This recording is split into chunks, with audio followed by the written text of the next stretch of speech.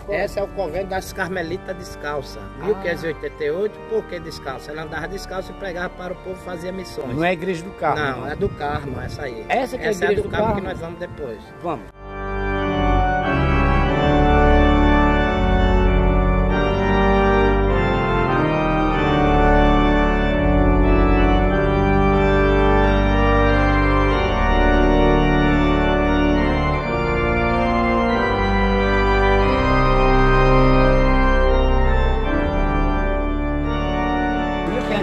A 1588 era chamado Carmelitos ou São Gonçalo, que era de homem, hoje é das mulheres. Carmelita descalça, que são aquelas madriganas descalças e prega para o povo e fazia missões e andava nas calçadas. Fundado de 1588. Olha aí, né? Vocês observam a torre do lado direito, está meio inclinada, gente. Todo que aqueles homens de Santa Catarina, Rio Grande do Sul, quando ia levar os turistas na Praça da Sé, Olinda não era tombada. Aí tudo que passava aqui abalou. Aí ela cedeu, pode ver que ela está meio torta da direita. Essa igreja passou 17 anos fechada, quase que a Olinda perde o título de Patrimônio Cultural.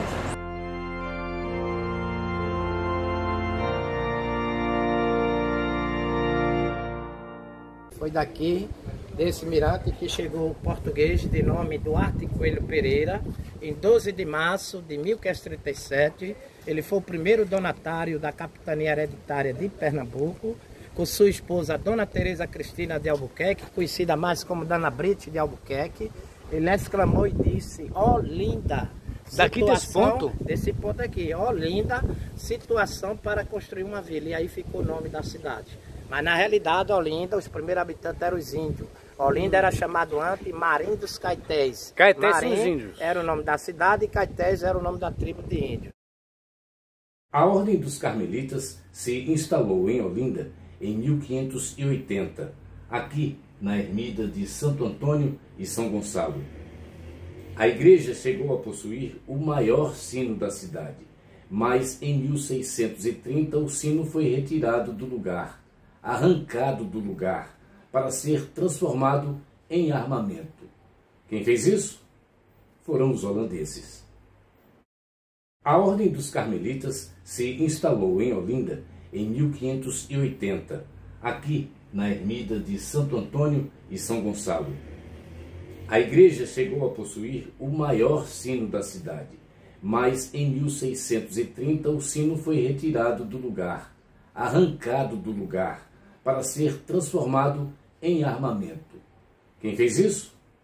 Foram os holandeses. Nesta época, os flamengos, um grupo étnico germânico, obrigaram os frades a abandonarem a igreja e o convento. O convento estava em fase de conclusão. Olinda foi destruída em 1631 pelos holandeses.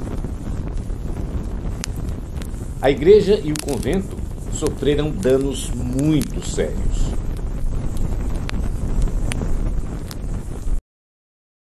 Os frades que haviam sido expulsos voltaram a partir de 1654, com a expulsão dos invasores. O convento estava em ruínas. Aí, os frades deram início à reconstrução. As obras internas começaram em 1704. Do lado de fora foi erguido o cruzeiro, bem aí na frente. Então, graças aos esforços dos portugueses, a igreja foi reconstruída em 1720. A modulação obedeceu ao estilo barroco da época. A torre do lado sul foi concluída em 1726. O altar-mor possui 3 nichos. Nichos são cavidades abertas em uma parede para colocar imagens, urnas, estátuas, muito comum serem vistos em igrejas. Como eu disse, a Igreja do Carmo possui 3 nichos. O mor, com a imagem da padroeira em estilo barroco, e as laterais, dedicadas aos santos inspiradores da Ordem dos Carmelitas, que são os profetas Elias e Eliseu. O templo foi fechado em 1820 com a transferência do padre prior para o Recife.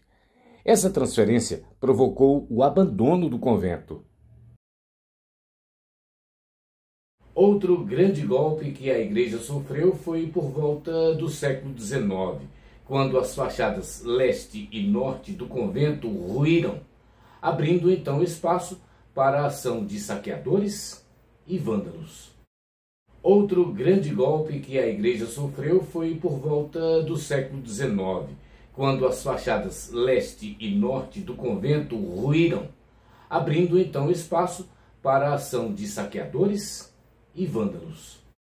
Em 1897, o Frei Mariano do Monte Carmelo Gordon realizou obras de restauração na Capela Mor.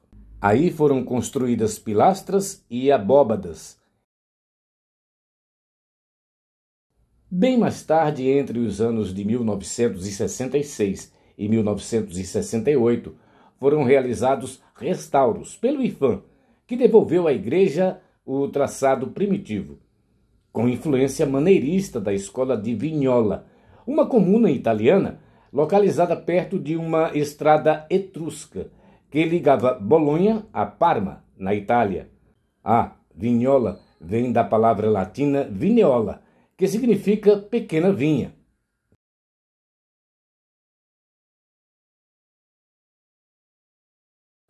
Nesses 400 anos de história, foram muitos períodos de obras. A restauração completa começou em 1995. Com as intervenções, a cantarim, que são elementos de pedra, foi reformada tanto na área externa quanto na interna. As obras também incluíram o telhado, o piso e as paredes que foram revestidas. O altar-mor e o altar do Santíssimo foram adornados com tons dourados.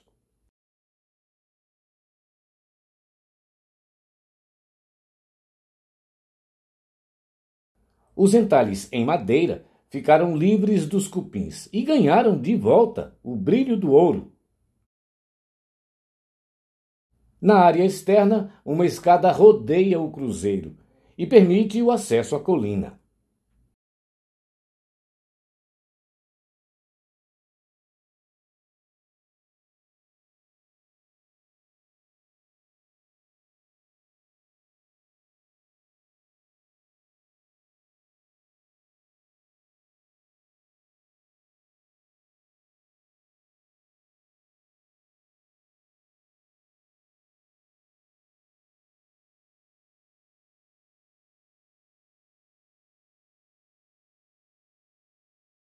Além das belas cadeiras chamadas estalas, dispostas em forma de couro, existem vários quadros a óleo sobre madeira pintados pelos frades, que representam uma boa mostra dos trabalhos feitos pelos religiosos da época.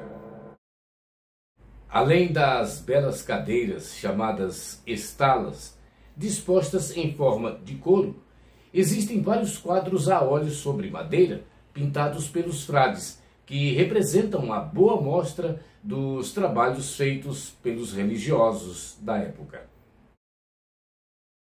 Além das belas cadeiras chamadas estalas, dispostas em forma de couro, existem vários quadros a óleo sobre madeira pintados pelos frades, que representam uma boa mostra dos trabalhos feitos pelos religiosos da época.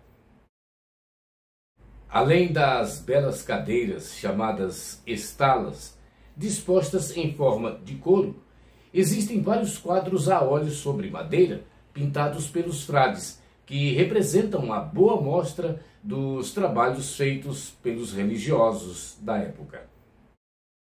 Na frente da Igreja do Carmo está o terceiro cruzeiro existente na primeira capital brasileira da cultura.